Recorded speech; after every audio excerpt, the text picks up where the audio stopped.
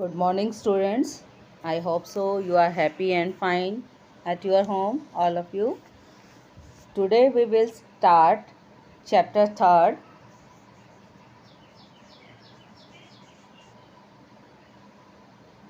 Understanding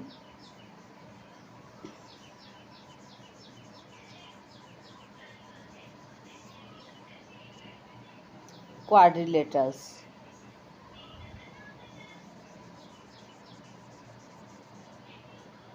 okay, first point है इसमें हमारा प्लेन। प्लेन क्या होता है? प्लेन का मतलब वो प्लेन नहीं आसमान में उड़ने वाला। प्लेन मतलब एक खाली स्पेस मिलता है, वो हमारा बोर्ड हो सकता है, ठीक है, पेपर हो सकता है, ठीक है। ये हमारा क्या कहलाता है? प्लेन। यहाँ पर हम कुछ भी ड्रॉ कर सकते हैं, कुछ भी राइट कर सकते हैं। क्लियर हो गया इतना? उसके बाद जो है नेक्स्ट पॉइंट है हमारा प्लेन कर्व। प्लेन कर्व का मतलब है कि हमने कुछ भी ड्रॉ कर दिया, ऐसे ट्रायंगल ड्रॉ कर दिया, सर्कल ड्रॉ कर दिया, या फिर कोई क्वाड्रिलेटरल ड्रॉ कर दिया, ठीक है, या कोई इस तरह से पेंटागन ड्रॉ कर दिया।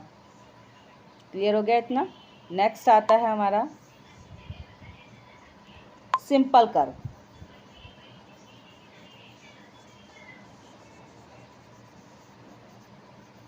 सिंपल कर्व क्या होता है? सिंपल कर्व में भी यही चीज़ है, ट्रायंगल हो गया जिसमें बिना पेन उठाए हम कुछ भी ड्रॉ कर लें। जैसे कि मैं अभी ये सर्कल ड्रॉ कर रही हूँ, मैंने पेन नहीं उठाया। ये क्वाड्रिलेटर ड्रॉ किया, पेन नहीं उठाया। ऐसे ही एक पेंटागन ड्रॉ करें इस तरह से, तो मैंने पेन नहीं उठाया, ठीक है। ये सिंपल कर्व में आ गए। क्लियर हो गया इतना? नेक्स्ट है हमारा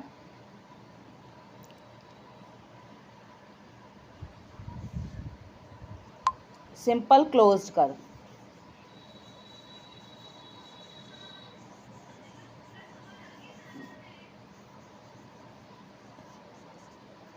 सिंपल क्लोज्ड कर्व क्या होता है? इसमें भी हम इसी तरह से कुछ भी बना लें। मान लो ट्रायंगल ही बनाते हैं, ठीक है, ये सर्कल, ठीक है, एक क्वाड्रिलेटरल बना दिया, ऐसे कोई पैरेललोग्राम बना दिया। ये सभी हमारे क्या हैं? क्लोज फिगर हैं, क्योंकि इनको हम क्या कर रहे हैं? क्लोज्ड हैं और सिंपल भी हैं, मीन्स बिना पेंसिल उठाए या पेन उठाए हम इनको ड्रॉ कर रहे हैं। क्लियर हो गई इतनी बात? उसके बाद आता है हमारा लाइंस। लाइंस क्या है? लाइंस इस तरह से मैंने एक लाइन ड्रॉ कर ली, यहाँ एक एरो लगाया, लेफ़्ट साइड में भी एक एरो लगाया। इसका ये ए और बी, ये दोनों ही पॉइंट जो है इनफाइनाइट हैं। बी की साइड से भी इसको इंक्रीज़ कर सकते हैं, डिक्रीज़ कर सकते हैं, ए की साइड से भी इंक्रीज़ और डिक्रीज़ कर सकते हैं, ठीक है। उसके बाद नेक्स्ट पॉइंट है आपका रे। रे क्या होता है? रे इस तरह से, इसका सिर्फ एक ही पॉइंट फिक्स होता है, ए पॉइंट फिक्स है, और ये जो बी पॉइंट है ये फिक्स रहता है। ए पॉइंट जो है आपका फिक्स नहीं है, एक ही साइड से इसको इंक्रीज या डिक्रीज आप कर सकते हैं, ठीक है। उसके बाद आता है आपका पॉइंट।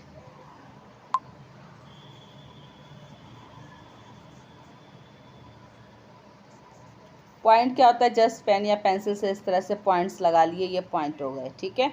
अब नेक्स्ट है लाइन सेगमेंट्स।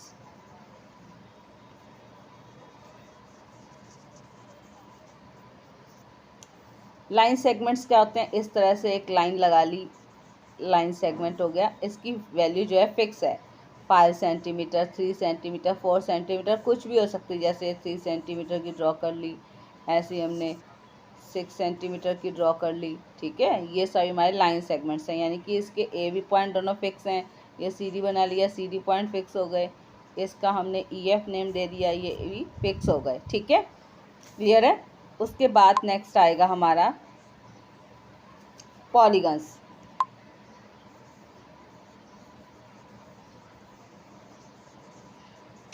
अब पॉलीगन्स क्या होता है? पॉलीगन्स मीन्स होता है लाइन सेगमेंट से बना हुआ एक क्लोज्ड फिगर, ठीक है। तो पॉलीगन्स में हमारा कुछ भी हो सकता है, ठीक है।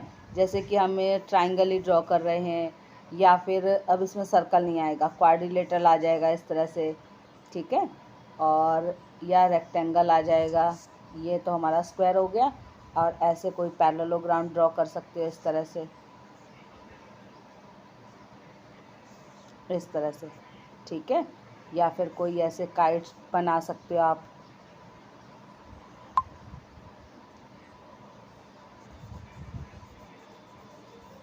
ऐसे ये ऐसे काइट बन जाएगी आपकी, ठीक है, क्लियर हो गया। नेक्स्ट आता है हमारा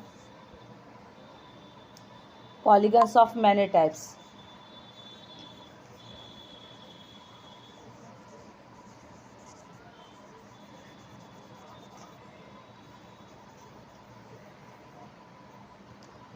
पॉलीगन्स ऑफ मैनी टाइप्स में क्या आ जाएगा, इसमें हमारा जैसे कोई है, कैसा भी है, जैसे ट्राइंगल आ गया, ठीक है, कोई क्वाड्रिलेटरल आ गया, इस तरह से कोई पेंटागन आ गया,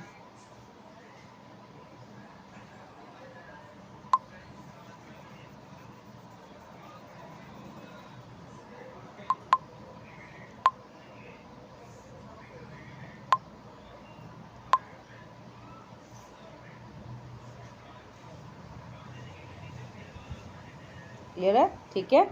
ऐसे ही कोई हेक्सागन बना लेंगे हम,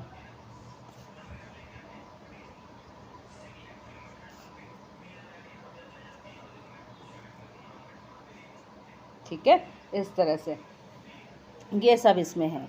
उसके बाद नेक्स्ट आता है हमारा डायगोनल्स।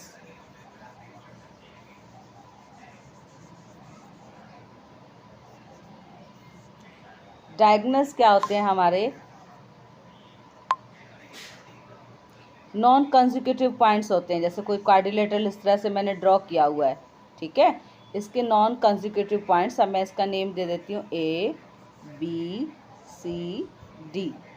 अब A और C ये दोनों कैसे पॉइंट हैं, नॉन कंसेक्यूटिव। कंसेक्यूटिव मीन्स होता है जो कंटिन्यू आने वाला और लगातार, जैसे A के बाद B आए, B के बाद C, C के बाद D, ठीक है।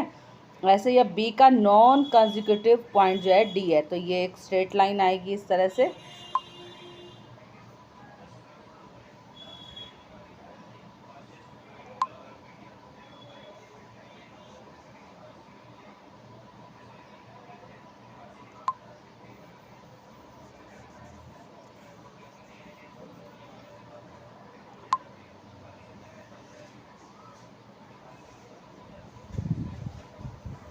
ये, ठीक है, और फिर ऐसे हम इसको ज्वाइन कर देंगे, हमारे नॉन कंसेक्यूटिव पॉइंट्स हो गए। क्लियर हो गया इतना, ठीक है, ये हमारे डायगोनल्स होते हैं। अब आ जाती है बात regular and irregular polygon.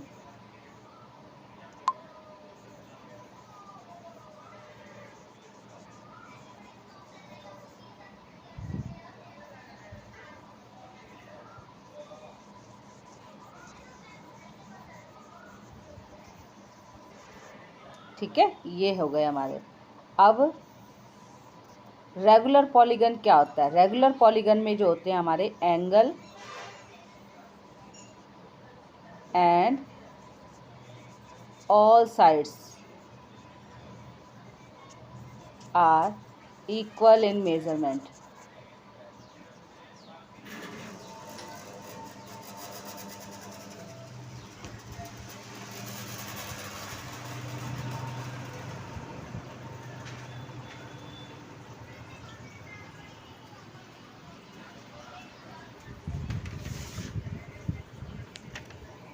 Measurement, ठीक है, मीन्स कहने का ये है, जैसे कि हम कोई इक्विलेटरल ट्रायंगल ड्रॉ कर लेते हैं, ठीक है, इस तरह से कोई इक्विलेटरल ट्रायंगल ड्रॉ कर लिया, ठीक है, इसका ये एंगल भी 60 डिग्री है, ये वाला एंगल भी 60 डिग्री हो गया, और ये वाला एंगल भी 60 डिग्री हो गया, ठीक है।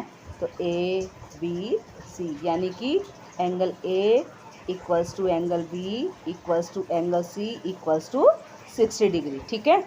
अब इसकी साइड्स लिख लेते हैं, AB equals to BC equals to CA। ये भी हमने मान ली कि 3 सेंटीमीटर है, ठीक है, तो मीन्स सभी चीज़ें इसमें इक्वल होंगी। क्लियर हो गया इतना।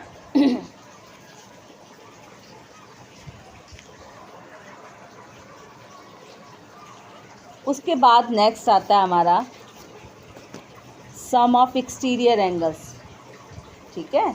और इरेगुलर पैलिगन और देख लेते हैं इसमें।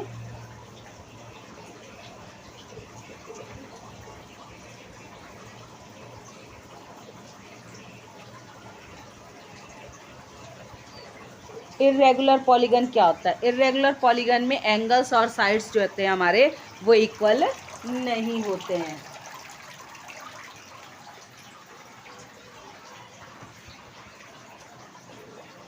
Angles and sides are not equal इन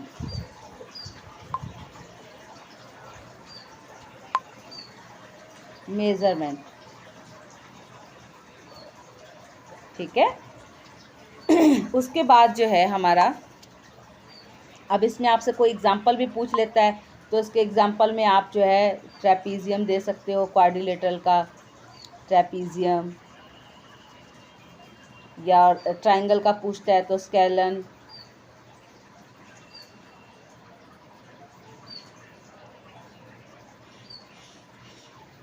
ठीक है। इतना क्लियर हो गया। उसके बाद जो है हम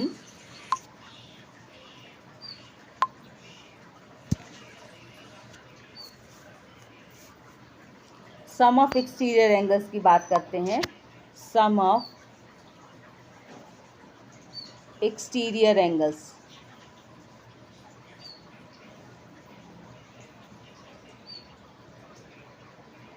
इज 360 डिग्री। किसी भी तरह का आपका पॉलीगन हो, ये आपका 360 डिग्री ही होगा।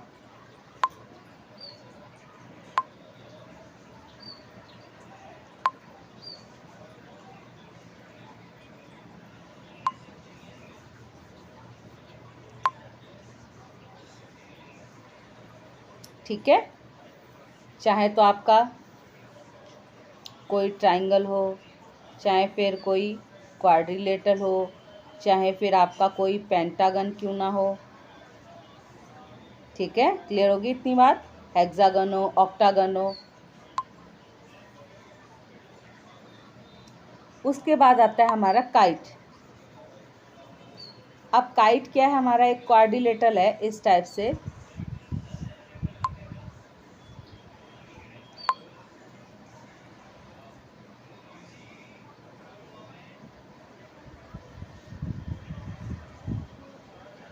ठीक है, इस टाइप का होता है।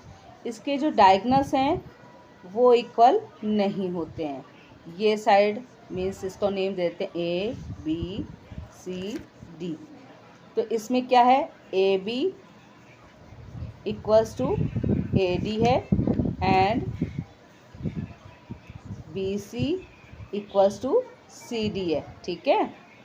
अब ये दो कट लगे हैं, इसका मतलब ये लाइन सिर्फ इसके इक्वल है और ये लाइन्स 1 1 कट हैं, तो ये आपस में इक्वल हैं। इसके अलावा कोई भी लाइन किसी के इक्वल नहीं है आपस में। क्लियर हो गई इतनी बात? ठीक है। और डायगोनल्स जो हैं बाइसेक्ट करते हैं, कहने का मतलब बी डी डायगोनल जो है वो ए सी डायगोनल को 2 इक्वल पार्ट्स में डिवाइड करेगा, और जो ए सी डायगोनल है वो बी डी डायगोनल को जो है 2 इक्वल पार्ट में डिवाइड करेगा। क्लियर हो गई इतनी बात? उसके बाद है कि इसमें जो हमारा है पैरेललोग्राम। पैरेललोग्राम में अगर हम आते हैं, इसमें मेजरमेंट में एंगल कौन से बराबर होंगे? एंगल बी और एंगल डी इक्वल होंगे, लेकिन angle A not equals to angle C, ठीक है। Angle B equals to angle D तो हैं, but angle A not equals to angle C है। उसके बाद नेक्स्ट आता है हमारा पैरेललोग्राम।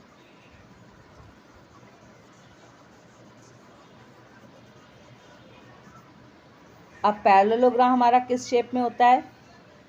इस टाइप से, ठीक है। पैरेललोग्राम की अपोजिट साइड्स जो होती हैं इक्वल होती हैं और पैरेलल होती हैं। इनके नेम और दे देते हैं ए बी सी डी। तो means A B parallel to C D, ठीक है। A B equals to C D, ठीक है। इतनी बात हो गई। अब B C equals to A D. तो B C equals to A D, B C parallel to A D. ठीक है, इतना क्लियर हो गया। दूसरा जो बी डी डायगनल है वो ए सी डायगनल को बाइसेक्ट करता है, यानी कि बाइसेक्ट में इक्वल पार्ट्स में डिवाइड करना। इसको एक मिनट यहाँ ओ नेम और दे देते हैं। ठीक है, तो हम यहाँ क्या लिखेंगे, A O equals to O C and O B equals to O D. Clear हो गया होगा इन सिंबल से कि 1 1 सिंबल लगा मीन्स ये दोनों आपस में इक्वल हैं, 2 2 सिंबल लगे हैं तो ये दोनों आपस में इक्वल हैं। ठीक है, उसके बाद हमें क्या करना है, इसमें angle A equals to angle C होगा और angle B equals to angle D होगा। मीन्स अपोजिट एंगल्स इसमें इक्वल होते हैं। पैरेललोग्राम की यही फीचर्स है, इन फीचर्स को ही आपको ध्यान रखना है जिससे कि आपके क्वेश्चन जो है पेपर में इजीली सॉल्व हो जाए। दूसरी चीज़, angle A plus angle B यानी कि कंसेक्यूटिव एंगल्स या फिर यूँ भी कह सकते हैं एडजेसेंट एंगल्स, इन दोनों का सम 180 डिग्री होता है। ठीक है, ऐसे ही बी और सी का, ठीक है, angle B plus angle C equals to 180 degree. ठीक है,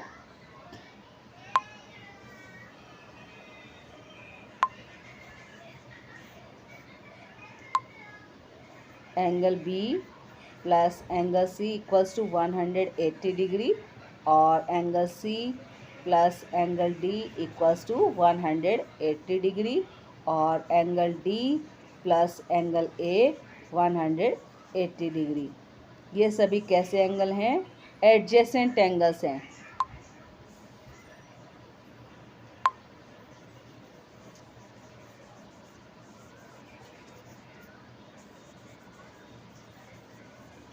क्लियर हो गई इतनी बात। ठीक है,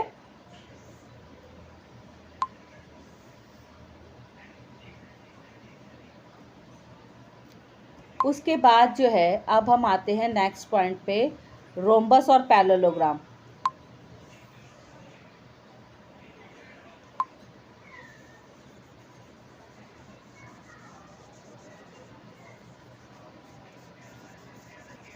अब मैंने दोनों बातें क्यों लिखी कि रोम्बस भी लिखा और पैरेललोग्राम भी लिखा, क्योंकि रोम्बस को पैरेललोग्राम भी कहते हैं। रोम्बस क्या है, काइट की शेप की तरह होता है, बट इसमें क्या होता है, ऑल साइड्स आर इक्वल होती हैं। ठीक है, ये सभी इक्वल होती हैं। ठीक है, बट डायगनल्स इक्वल नहीं होते। ठीक है, और यहाँ पर ये 90 डिग्री का एंगल बनाते हैं। जब भी इस तरह का सिंबल आपको कहीं मिले ऐसे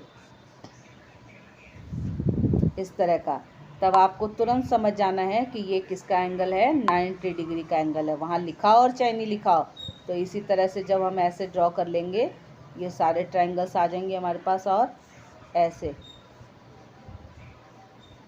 ऐसे। क्लियर हो गई इतनी बात।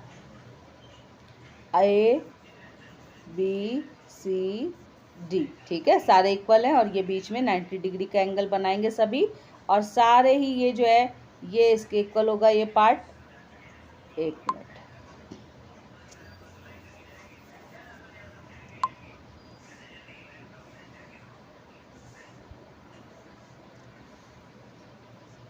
ठीक है।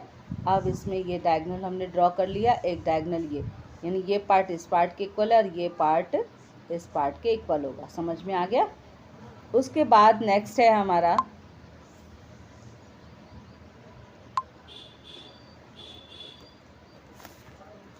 इसमें भी हमारे अपोजिट एंगल्स इक्वल होंगे। ठीक है, जैसे कि हम फिर से बना लेते हैं,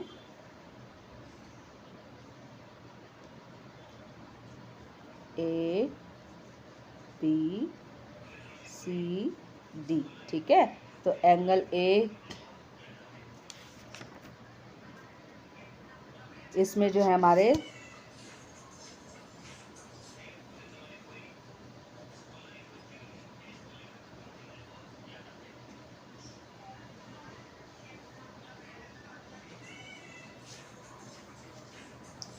इसमें जो एंगल्स हैं वो भी हमारे जो होंगे अपोजिट एंगल ये इक्वल होंगे इस तरह से। समझ में आ गया। और एडजेसेंट एंगल्स जो हैं वो 180 डिग्री बनाएंगे, यानी कि एडजेसेंट कौन से हो गए, बी और सी, ए और बी, ए और डी। क्लियर हो गया इतना। उसके बाद नेक्स्ट आता है हमारा रेक्टेंगल। अब रेक्टेंगल क्या होता है और पैरेललोग्राम।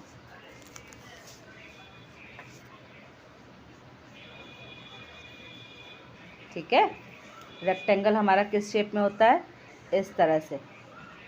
ठीक है, अब रेक्टेंगल के ये सभी एंगल्स जो हैं ऐसे 90 डिग्री के होते हैं।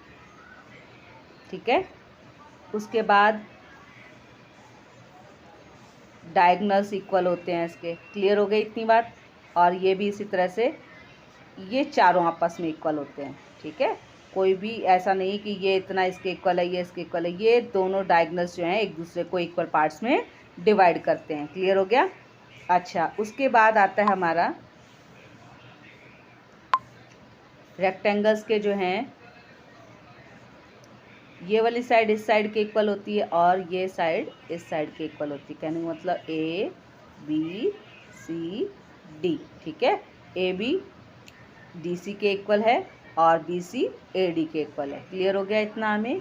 और angle A equals to angle B equals to angle C equals to angle D, ये सभी इक्वल होते हैं, 90 डिग्री के होते हैं। ठीक है, और डायगोनल्स बाइसेक्ट करते हैं इनके। ठीक है, ये सब चीज़ें इसमें आती हैं। और जो पैरेललोग्राम की कंडीशन इसमें साथ में लग रही है, तो जब सब 90 हैं तो अपोजिट एंगल भी इक्वल हो जाएंगे। ठीक है, डायगोनल्स बाइसेक्ट करते हैं तो वो भी इसमें हो रहा है। सब प्रॉपर्टीज़ जो हैं फॉलो करता है। क्लियर है, इसलिए मैं साथ साथ ऐसे लिख रही हूँ। उसके बाद है स्क्वायर और पैरेललोग्राम,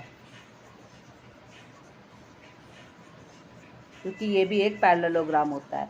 ये मैं शॉर्ट में लिख रही हूँ पैरेललोग्राम, पैरेलल लाइंस लगा के इस तरह से, और जीएम लिख देती हूँ। ठीक है,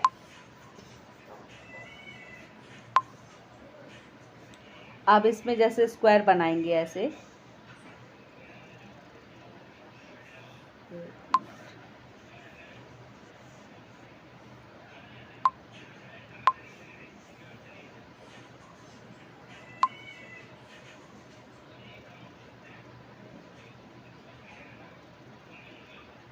ठीक है, ये बन गया स्क्वायर। तो स्क्वायर के भी जो है डायगोनल्स इक्वल होते हैं ऐसे। ठीक है, इक्वल भी होते हैं और यहाँ पर 90 डिग्री का एंगल भी बनाते हैं। क्लियर हो गया। दूसरा, डायगोनल बाइसेक्ट करते हैं।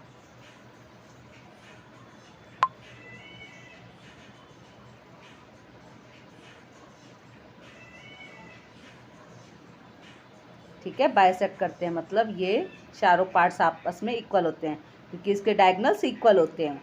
जैसे मैंने ए बी सी डी लिख दिया। ठीक है, तो ए सी इक्वल्स टू बी डी होता है। ठीक है, रेक्टेंगल में भी इक्वल होते हैं, तभी इसलिए ये इक्वल आते हैं। ठीक है, और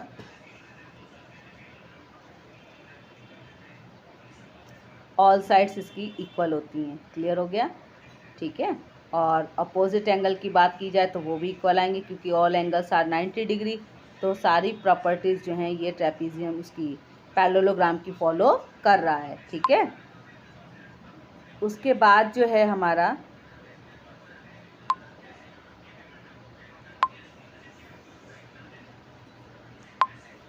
हमें क्या करना है, इसमें आगे जो है इसमें हमें क्या करना है,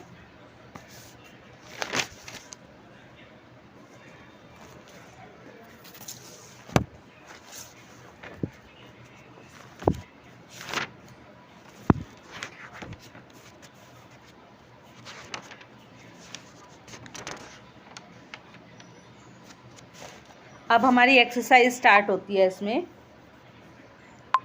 3.1।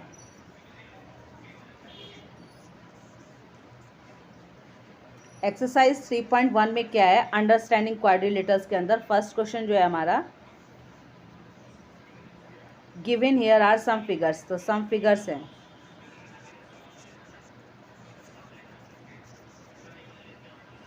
ठीक है, सम फिगर दिए हुए हैं। एक फिगर तो ये दिया हुआ है इस तरह से। ठीक है, एक ये काइट शेप में दिया हुआ है इस तरह से, फिर ऐसे ओवल दिए हुए हैं इस तरह से। क्लियर है इतना। उसके बाद स्टार स्टार दे रखा है ऐसे। ठीक है, उसके बाद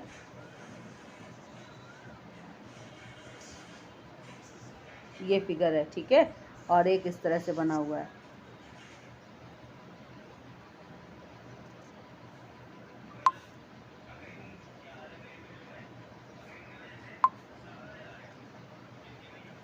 ठीक है, ये इस तरह से बनेगा। उसके बाद जो है इसमें आ रहा है हमारा ऐसे सर्कल लगा के ऐसे दिया हुआ है, ठीक है, और एक फिगर यूं दिया हुआ है ऐसे। अब इसमें ये पूछा गया है कि ये कैसे फिगर है।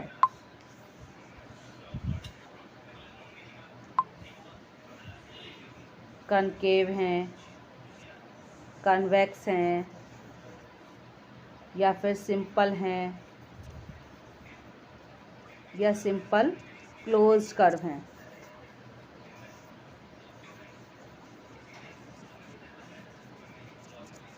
ठीक है, या फिर और इसमें पॉलीगन है।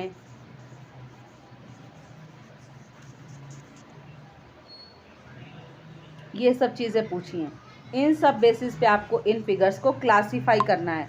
तो अब क्लासीफाई करने के लिए मैं आपको बता दूं, इस फिगर को अगर आप ध्यान से देखें तो ये कैसा फिगर है, कनकेव है। ये कनकेव शेप का फिगर है क्योंकि ये हमें अंदर की तरफ दबता हुआ दिख रहा है। ये यहाँ से जो है ना ऐसे दब रहा है, तो ये हमारा कनकेव है, कनकेव पॉलीगन है। ठीक है, और ये हमारा कन्वेक्स पॉलीगन है क्योंकि इसमें ऐसा कहीं नहीं है। जो भी लाइन सेगमेंट से बने फिगर हैं वो सभी पॉलीगन है। तो ये भी पॉलीगन है, ये भी पॉलीगन है, ये भी पॉलीगन है, और उसके बाद कोई भी पॉलीगन नहीं है। ठीक है, क्लियर हो गया इतना। अच्छा, सिंपल कर्व की बात की जाए तो ये सिंपल कर्व है, ये सिंपल कर्व है, ये भी सिंपल कर्व है, और ये भी सिंपल कर्व है, ये भी सिंपल कर्व है, और ये भी सिंपल कर्व है। ठीक है, उसके बाद जो है हमारे इसमें क्या करना है, हमें कन्वेक्स बता दिए, कनकेव भी बता दिए। कनकेव जो आपको अंदर दबते हुए दिख रहे हो, जैसे कि ये जो है ये वाला हमारा कनकेव में आ जाएगा। ठीक है, ये भी कनकेव में आ जाएगा, ये भी कनकेव फिगर है, ये भी कनकेव फिगर है। ठीक है, जिस तरह से हमें बताने हैं, तो ये आपको मेरे हिसाब से समझ में आ गए होंगे। सिंपल कर्व की मैंने आपको स्टार्टिंग में इंट्रोडक्शन में बता ही दिया कि उसमें कैसे कैसे है। क्लियर हो गया इतना। अगर आपने उसको ध्यान से समझा है तो सिंपल कर्व भी आपको वहाँ से पता लग गया होगा, और सिंपल क्लोज कर्व क्या होते हैं वो भी पता लग गया होगा। अब आता है क्वेश्चन नंबर हमारा second.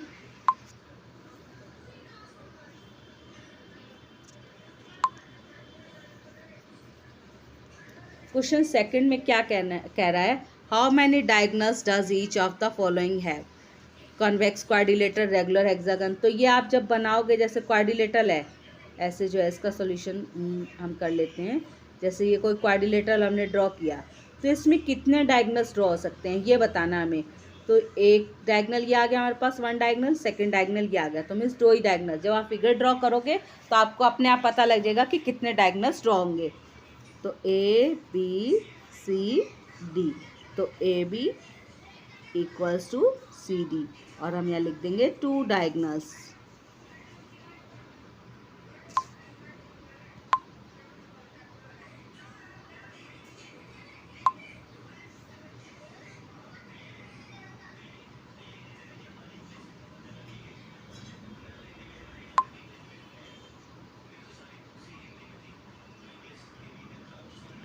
Two diagonals.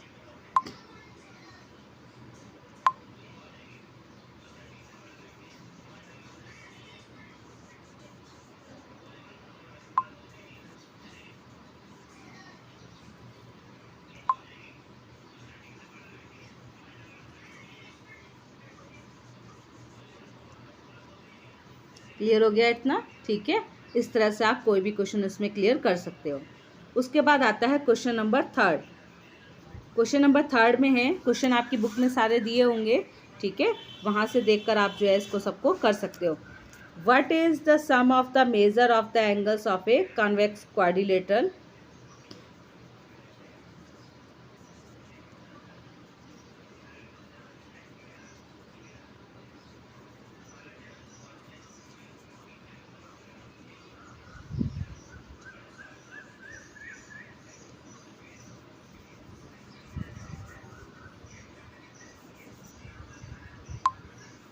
Convex quadrilateral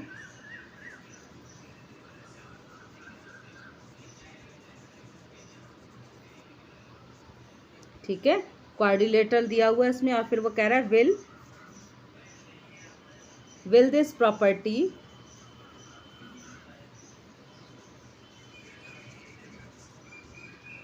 hold if the quadrilateral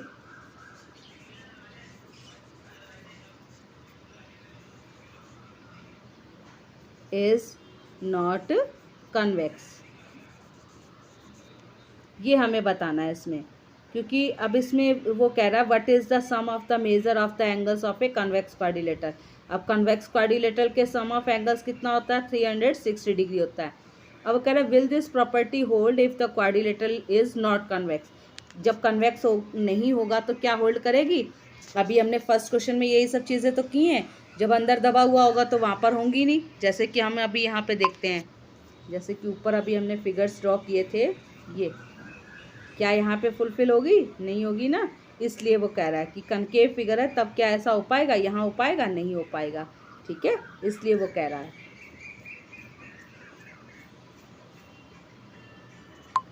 उसके बाद हमारा क्वेश्चन नंबर 4 आता है। क्वेश्चन नंबर 4 में सिर्फ आपको इतना ही बताना है कि जो भी आपके पास पॉलीगन होगा, कितनी भी नंबर ऑफ साइड्स का होगा, उसके इंटीरियर एंगल्स का जो सम है वो आप कैसे फाइंड करोगे, ये आपको आना चाहिए। ठीक है, वो 7 साइड्स का है, 8 साइड का है, 9 साइड का है, 8, 10, कितनी भी साइड्स का है। तो इसका जो फॉर्मूला है वो क्या होता है, n-2 मल्टीप्लाई 180 डिग्री होता है। ठीक है, तो इसी की हेल्प से हम फाइंड कर सकते हैं। n क्या होता है हमारा, नंबर ऑफ साइड्स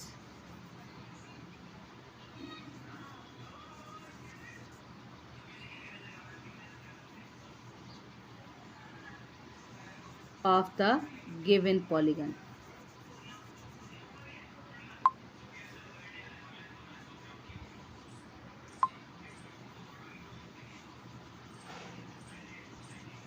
क्लियर हो गया इतना हमें। ठीक है जैसे कि अब आप इसको चेक कर सकते हो, जैसे ट्राइंगल की 3 साइड्स होती हैं, तो n=3 हो गया, तो n-2 मल्टीप्लाई 180 डिग्री। ठीक है, अब यहाँ n की वैल्यू हम 3 पुट कर देंगे, 3 - 2 multiply 180 degree equals to 1 multiply 180 degree. तो कितना आ जाएगा हमारे पास, 180 डिग्री। क्लियर हो गया। तो ऐसे हम किसी का भी फाइंड कर सकते हैं। ठीक है, उसके बाद आता है हमारा क्वेश्चन नंबर 5। इसमें क्या है, what is a regular polygon of 3 sides. मैंने आपसे जब इंट्रोडक्शन में क्लियर किया था कि रेगुलर पॉलीगन आपसे पूछ सकता है 3 साइड्स का, तो 3 साइड्स का क्या होगा,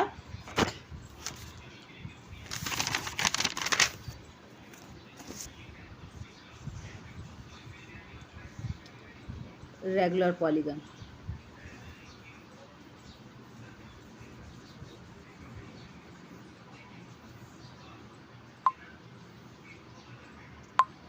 इक्विलेटरल ट्रायंगल। ठीक है, ऐसे ही 4 साइड का पूछा जाए तो क्या आ जाएगा, स्क्वायर आ जाएगा हमारे पास। ठीक है, 6 साइड्स का होगा तो हेक्सागन बना देंगे हम, इस तरह से सभी की साइड्स इक्वल ले लेंगे ऐसे। ठीक है, इस तरह से तो आप कर लोगे आप लोग। ठीक है, उसके बाद नेक्स्ट आता है हमारा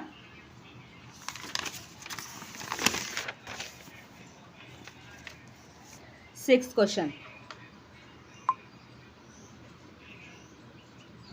क्वेश्चन 6 में हमें क्या करना है, फाइंड द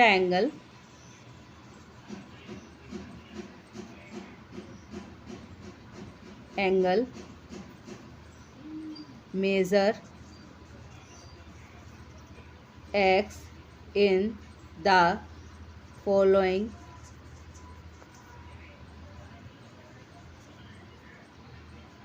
figures।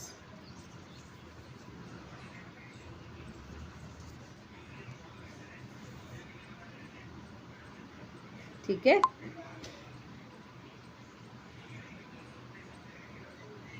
अब इसमें जैसे ये फिगर बना हुआ है, ये एक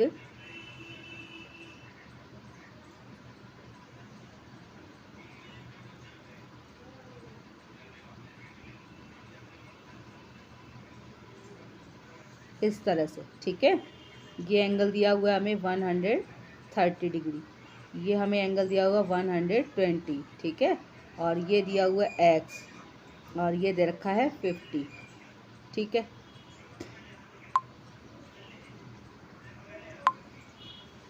फिफ्टी दे रखा है, ठीक है। अब हमें क्या करना है, इस एक्स की वैल्यू फाइंड करनी है। अब क्वाड्रिलेटरल हमें पता है, तो हम क्या लिखेंगे, sum of all angles in a quadrilateral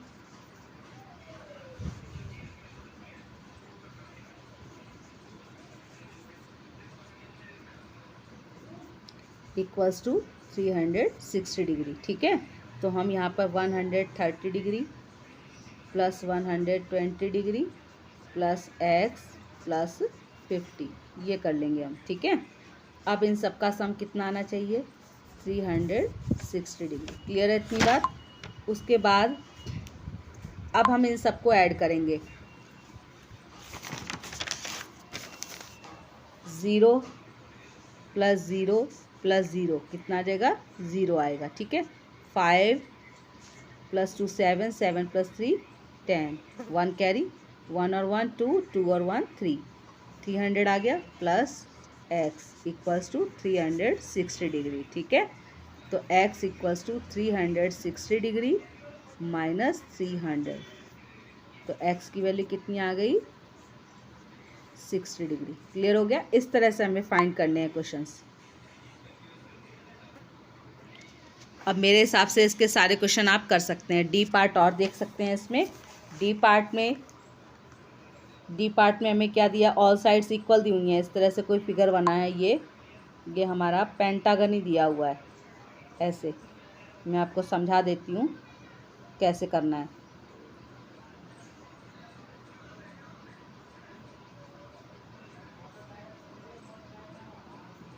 इसमें अब एक एंगल दिया हुआ है एक्स, आप देख रहे हैं ये सिंबल लगे हैं, सिंबल से आपको क्लियर हो रहा है सारी साइड्स इक्वल है, ठीक है।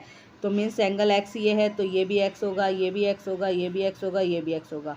और n-2 मल्टीप्लाई 180 की डिग्री से आप इसके इंटीरियर से एंगल्स का सम फाइंड कर सकते हैं।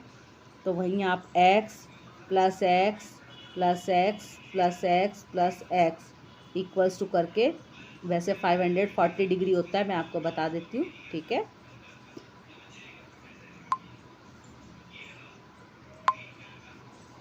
तो आप इससे इजीली फाइंड कर सकते हैं, कर लेंगे अब। तो अब आप उसके बाद जो है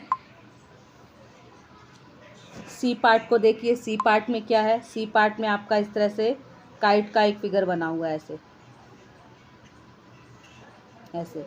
ये इतना तो काइट सा लग रहा है, और ये फिर पेंटागन है ये भी। इसमें आपके ये एंगल इक्वल है, ये वाले, ये 30 डिग्री है, ठीक है। ये 70 डिग्री है, और ये आपका 60 डिग्री है। क्लियर हो गया। तो इसमें आप क्या करेंगे, यहाँ से लीनियर पेयर बनेगा, ये आपका इतना लीनियर पेयर बनेगा। यहाँ से ये एंगल आ जाएगा 110 डिग्री, ये आपका 120 डिग्री आ जाएगा। लीनियर पेयर क्या होता है, इंटीरियर एंगल, शॉर्ट में लिख रही हूँ इंटीरियर एंगल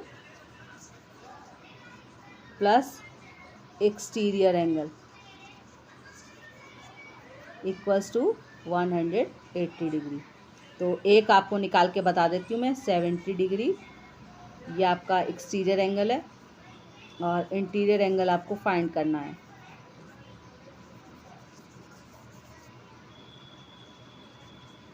(180 डिग्री), ठीक है।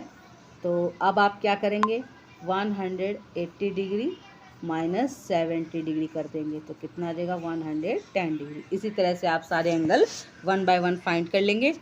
फिर आप सारे जो है अंदर के एंगल्स का सम 540 डिग्री होता है, उसकी हेल्प से आप दोनों एक्स की वैल्यू फाइंड कर सकते हैं, जैसे कि आपको डी पार्ट बताया है। क्लियर हो गया, ठीक है। अब हम आते हैं एक्सरसाइज 3.2 पर।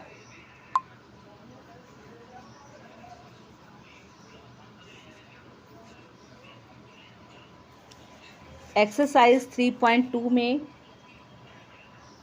एक्सरसाइज 3.2 में आने से पहले अभी हम 3.1 में ही रहते हैं। क्वेश्चन नंबर 7 वो भी कुछ इसी तरह का है, अलग नहीं है, थोड़ा सा चेंज है। इसमें आपको एक्सटीरियर एंगल फाइंड करने हैं, ठीक है। तो मैं आपको जो है इसका सेकंड पार्ट है वो करा देती हूँ, ठीक है। वो क्वाड्रिलेटरल है,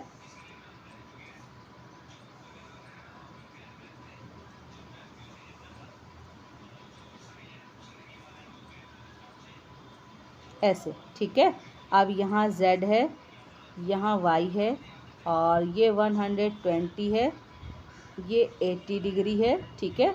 और ये हमारा x है और ये w है, ठीक है। अभी अभी आपको मैंने लीनियर पेयर बताया, तो यहाँ भी क्या लीनियर पेयर बन रहा है, ये 80 है तो y कितना हो जाएगा, 100 डिग्री हो जाएगा। 180 में से 80 सब्ट्रैक्ट करोगे 100 आ जाएगा। ये 120 है तो ये कितना हो जाएगा, x की वैल्यू 60 डिग्री आ जाएगी। क्लियर हो गई इतनी बात।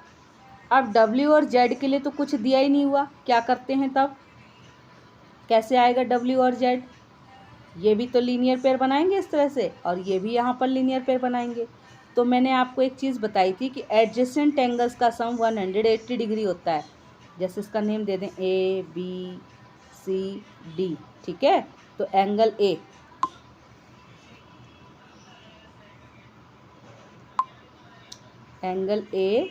प्लस एंगल D करेंगे हम, तो 120, ठीक है, प्लस एंगल D, ये इनका सम कितना होगा, 180 डिग्री, ठीक है।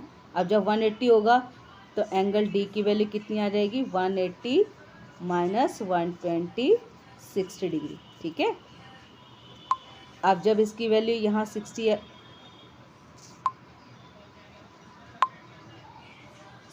आ गई, ये 120 हो गया, ठीक है। ऐसे ही हम z को फाइंड कर लेंगे। तो हमारे पास जब सारे एक्सटीरियर एंगल आ जाएंगे तो जब हम सबको सम करेंगे तो वो कितना आ जाएगा, 360 डिग्री, क्योंकि एक्सटीरियर एंगल्स जो है हमारा किसी भी तरह का पॉलीगन हो उसका सम हमेशा कितना रहता है, 360 डिग्री रहता है, ठीक है। तो x plus Y plus Z plus W, ये सारे कितने आ जाएंगे, 360 डिग्री के आ जाएंगे, ठीक है। जब आप करके देखोगे तो आपको क्लियर हो जाएगा। अब नेक्स्ट है हमारी एक्सरसाइज 3.2।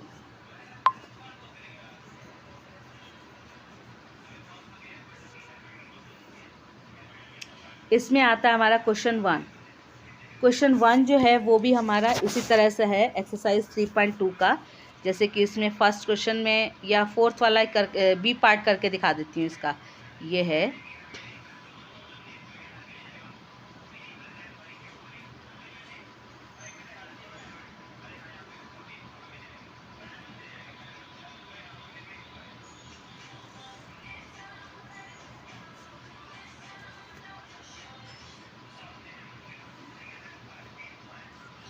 इस तरह से, ये 70 है, ये x है, ये हमारा b है, ये हमारा 60 है, और इसकी वैल्यू जो है वो इस तरह से दी हुई है। मीन्स यहाँ 90 है तो ये अंदर भी 90 बनाएगा, यहाँ भी इस तरह से 90, क्योंकि लीनियर पेयर है बी एंगल, तो ये 180 डिग्री है। इसी तरह से यहाँ भी ये इसी तरह से होगा, ठीक है। ABC और ये D पॉइंट हो गया, ये हमारा E हो गया। क्लियर हो गई इतनी बात, ठीक है। ये 70 है तो यहाँ पर ये कितना बनाएगा, 110 डिग्री, क्योंकि ये भी लीनियर पेयर बनाएगा इसी तरह से, ठीक है। और यहाँ x है। अब ये और ये एंगल A और एंगल B कैसे होंगे, एडजेसेंट होंगे, ठीक है। अब जब एडजेसेंट होंगे तो क्या होगा, यहाँ पर ये भी कितना आ जाएगा, 90 डिग्री का आ जाएगा, ठीक है। तो इस तरह से हम जो हैं सारे एंगल्स जो हैं ऐड कर लेंगे। क्लियर हो गया, सारे ऐड करेंगे तो इस तरह से हमारे पास सारे एक्सटीरियर एंगल्स का सम आ जाएगा, ठीक है।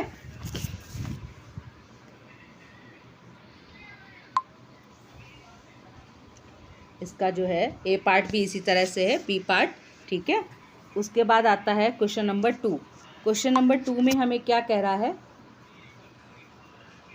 फाइंड द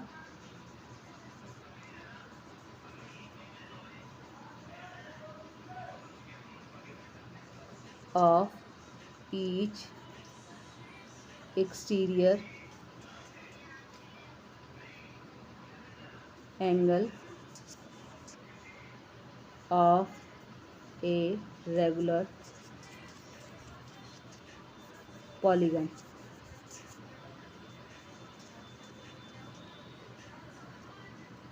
अब इसमें हमें क्या करना है, major of each exterior angles of A regular polygon. 9 sides का है, जैसे कि 9 साइड्स का है, तो 9 साइड्स का है, उसके लिए क्या करना पड़ेगा, सारे एक्सटीरियर एंगल्स का सम कितना होगा, 300 होगा ना। वी नाउ दैट हम यहाँ लिखेंगे इसमें, एक मिनट, सॉल्यूशन में लिखेंगे, we now that sum of all exterior angles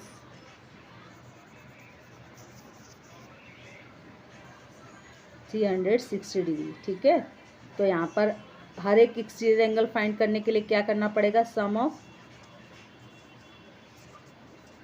all exterior angle, और यहाँ पर नंबर ऑफ साइड्स। ठीक है, नंबर ऑफ साइड्स यहाँ पर ईच एंगल आ जाएगा। तो हम क्या करेंगे यहाँ पर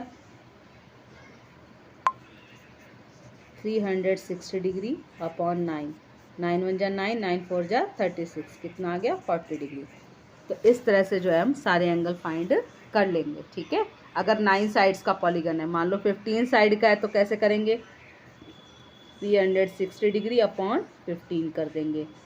तो 15 1 जा 15, 15 2 जा 36 एंड 15 4 जा 60, तो कितना आ गया 24°। क्लियर हो गया इतना। उसके बाद आता है हमारा question number 3।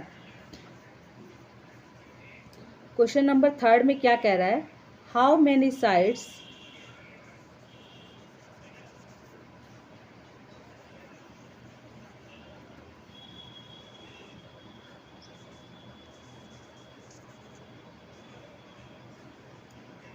does a regular polygon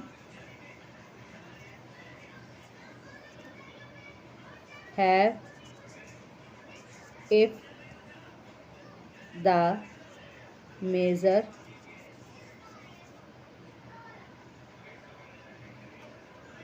measure of an exterior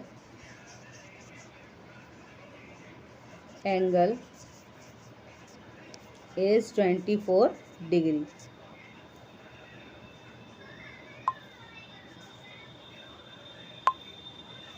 ठीक है, 24° है।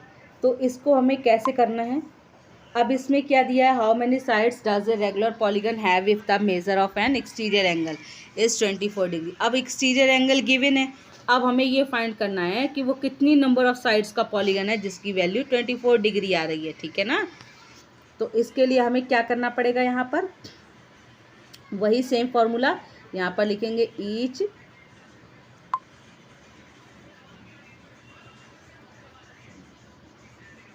Exterior angle equals to sum of all exterior angles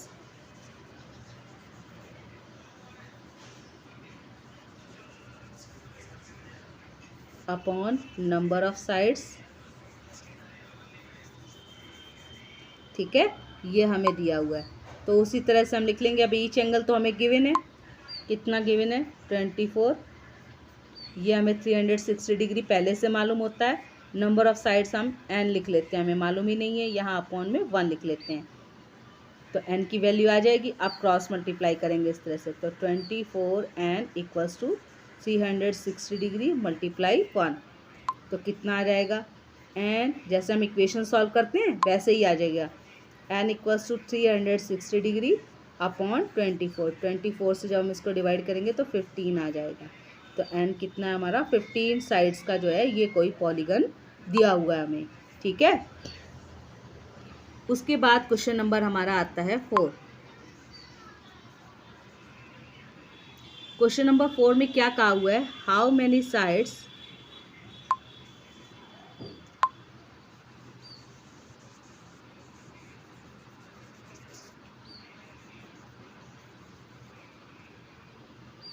does a regular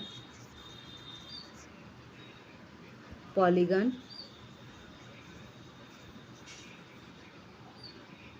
have if each of its interior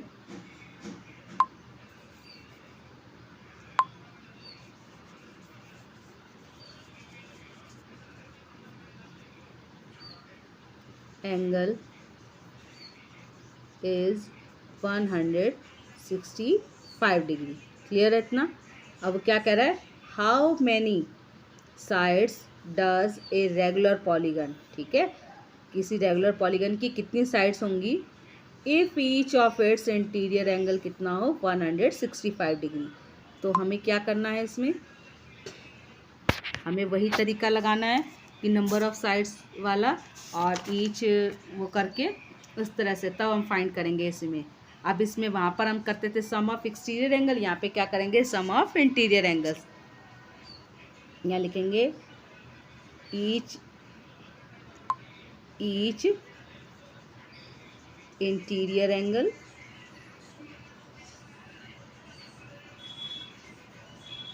equals to sum of all interior angles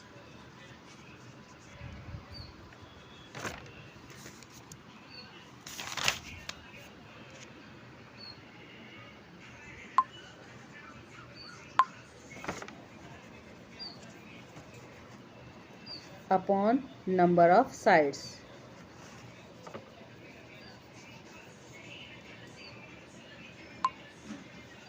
ठीक है, तो इसमें हम क्या लिखेंगे अब, n-2 मल्टीप्लाई 180 डिग्री। ठीक है, और यहाँ पर मेज़रमेंट हमें दी हुई है 165, साइड हमें पता नहीं, हमने n लिख लिया अपनी तरफ से। ठीक है, या 1 लिख लेंगे, यहाँ पर 1 लिख लेंगे,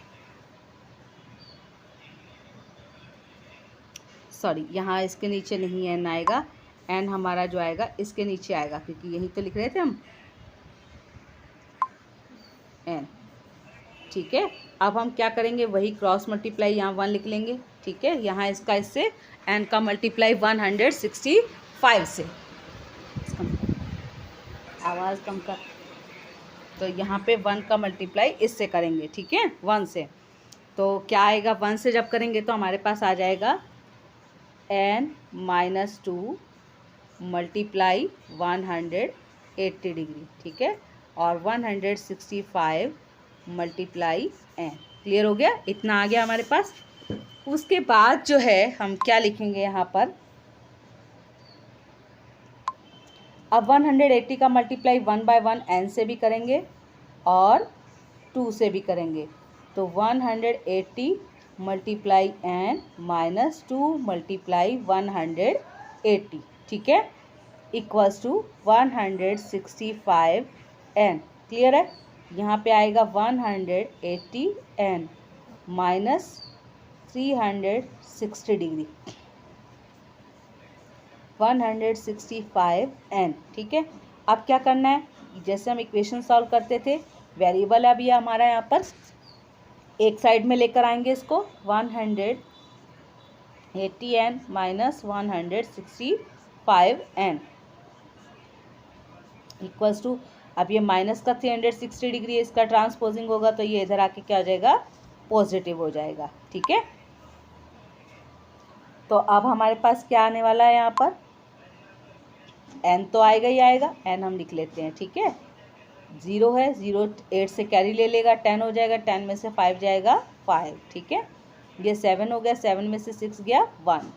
ठीक है, अब हमें क्या, 1 में से 1 गया, 0 आएगा, तो इतना ही रहने देते हैं। यहाँ कितना आ जाएगा, 360 डिग्री, तो n equals to 360 degree upon n, sorry 15। तो 15 1 जा 15, 15 2 जा 30, 15 4 जा 60, तो n की वैल्यू कितनी आ गई, 24। तो यानी वो जो हमारा पॉलीगन है वो कितनी साइड का है, 24 साइड्स का है। क्लियर हो गई इतनी बात। आपको घबराना नहीं है, क्वेश्चन आपको इसी तरह से करने हैं। आपको मेथड बता दिया है, आपको कुछ भी वहाँ स्टेटमेंट दी हो, आपको बस मेथड को ध्यान में रखना है, ठीक है। अब हमारा क्वेश्चन आता है नेक्स्ट क्वेश्चन हमारा 5।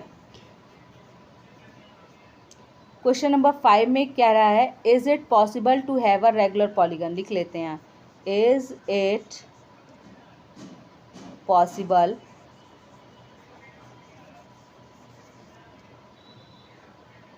To have a regular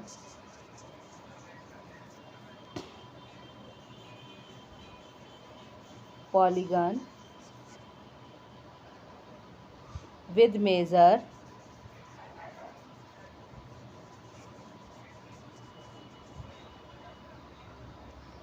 of each exterior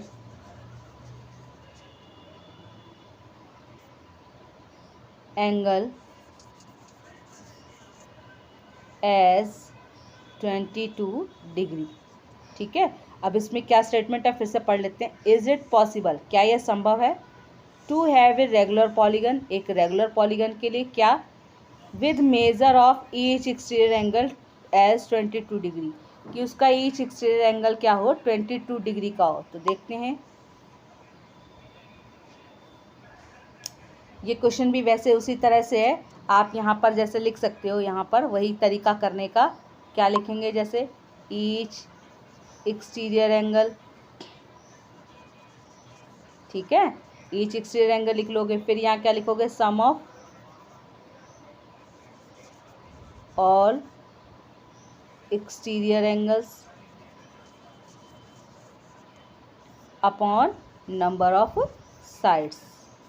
तो इसी फॉर्मूले को ध्यान में रखते हुए आप इसको करोगे और करके देखना, अगर आपका एग्जैक्ट आंसर कोई एग्जैक्ट नंबर आ जाता है तो आपका आंसर ये पॉसिबल होगा, अदरवाइज नहीं होगा। क्लियर हो गया। ऐसा ही अब इसका बी पार्ट भी इसी तरह से आप खुद करके देखेंगे, उसमें रीज़न बताना है ऐसा कि ऐसा क्यों हुआ। समझ में आया, तो आप खुद करेंगे इसको। उसके बाद आता है क्वेश्चन नंबर 6। क्वेश्चन नंबर 6 में क्या है, what is the, A part को कर रहे हैं हम, what is the minimum interior angle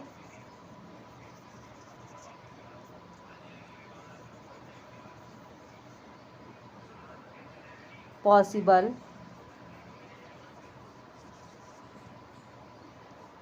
for a regular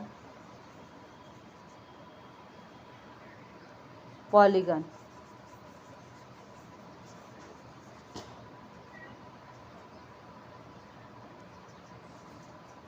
Y,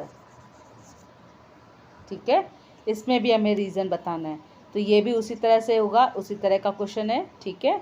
जैसे कि इसमें दिया, what is the minimum interior angle possible for a regular polygon, Y.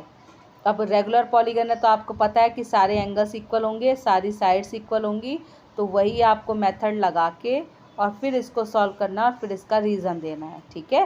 तो आप खुद करेंगे, इसमें ए पार्ट भी और बी पार्ट भी, इसमें मैक्सिमम और मिनिमम दोनों एक ही क्वेश्चन के लिए पूछे गए हैं, ठीक है। आप इसको खुद करेंगे। Next exercise we will discuss in the next video. Thank you.